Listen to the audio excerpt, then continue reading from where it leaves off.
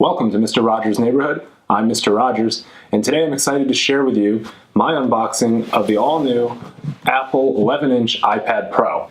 Okay, before I jump into that, I'm just going to go over a little bit about which model this is, why I chose it, and how it stacks up against some of the other models in Apple's now ever-growing lineup of iPads.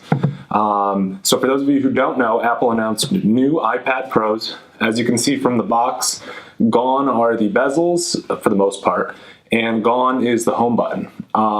Apple's favored expanding into mimicking its iPad line to its iPhone X line, which is to say more screen, Face ID instead of Touch ID, enhanced displays, and some other changes we'll get into as we unbox it. This model is the 11-inch Wi-Fi version with 64 gigabytes of storage. Now, Apple also has a 12.9-inch. Apple also has cellular antenna options you can add on, and storage can go all the way up to 1 terabyte. For my needs and uses, I prefer the smaller size, and I don't need the cellular antenna, and I don't need more storage than 64 gigabytes. Personally, what I have preferred, if the base storage option on a Pro device like this was 128 gigabytes, yes, but I just am not thrilled about the prices Apple charges to upgrade your storage. So they do come in 64, 256, 512, and 1 terabyte. Now, as we unbox this, I'm interested to see how it feels in the hand. Now that the bezels are narrower, one of the ways you used to hold your iPad was sort of by the bezels if you were in landscape mode. So let's see how that looks. Let's see how it feels in our hand now that it is a flatter slab as opposed to the old Apple curved design with the unibody. Okay, so here we go. In typical Apple fashion, there's always a tab with an arrow. And all it does is really just rip the plastic. So,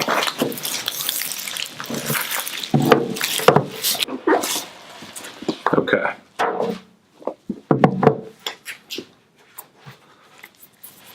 So there it is, covered in plastic, except for the camera, which there is now a camera bump, which is kind of annoying because when you set it down on a table, if you don't have a case on it, the camera is going to be in contact with the table at all times.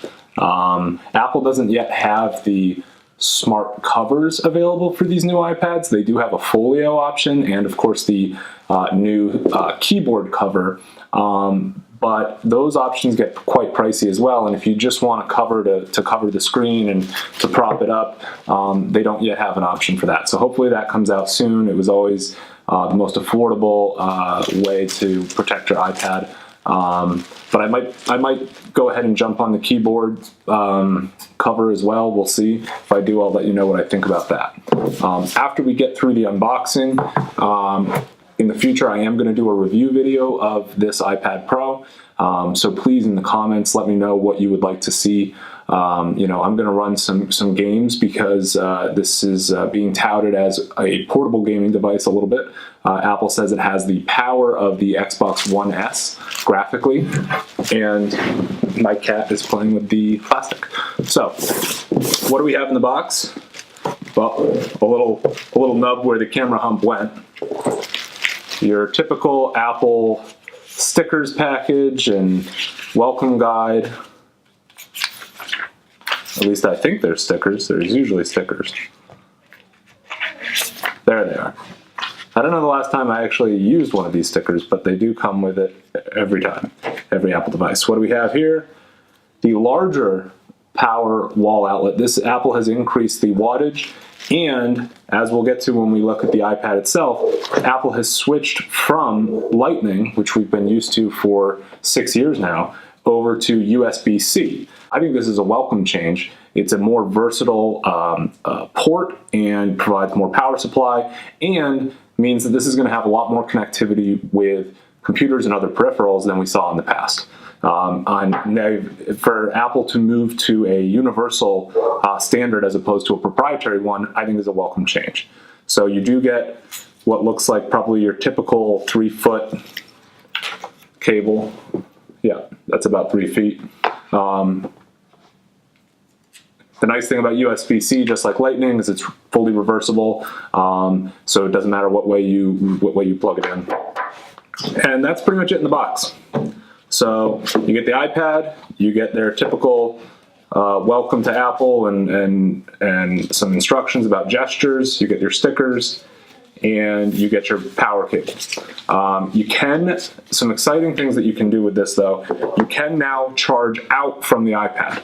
So if you have an iPhone like I do, and you have a USB-C to Lightning cable, which I do have some, you can charge your iPhone off of your iPad. So that's nice if you use it, if you think about the fact that it's sort of a portable battery as well.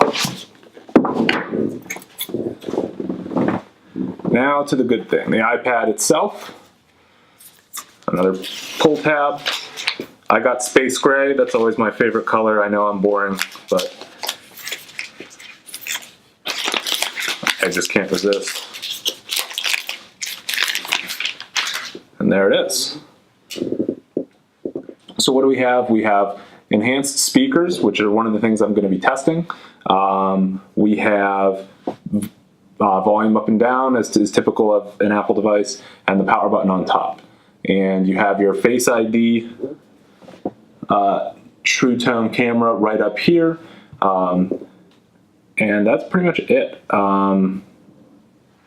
Your smart connectors down here, you've got your USB-C, and if we turn it on,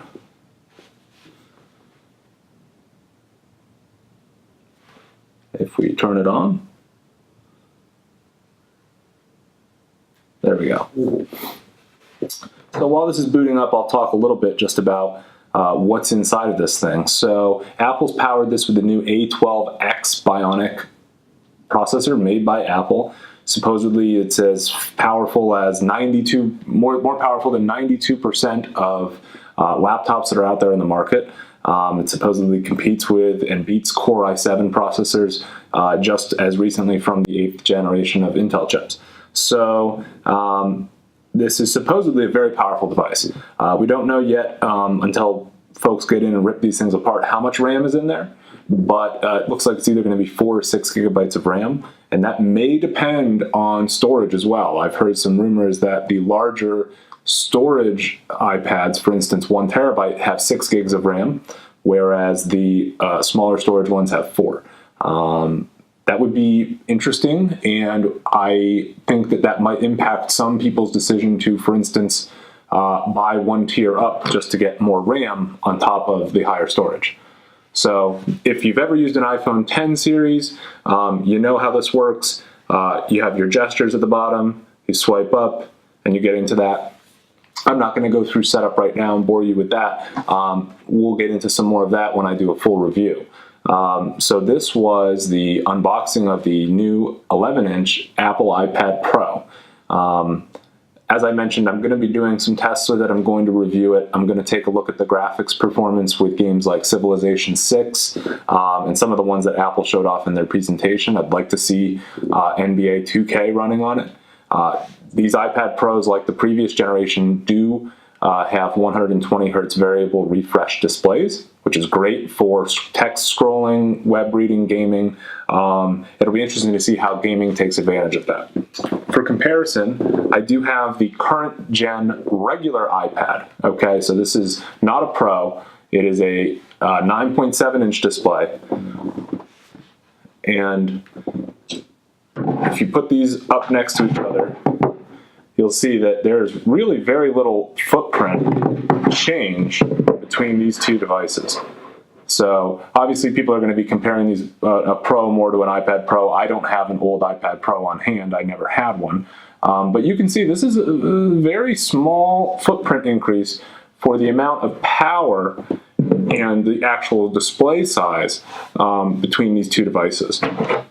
So I'm excited to put this thing through its paces and come back to you with my feeling on whether or not you should purchase one of these, who should purchase one of these, and really what you should be doing with it if you do buy it.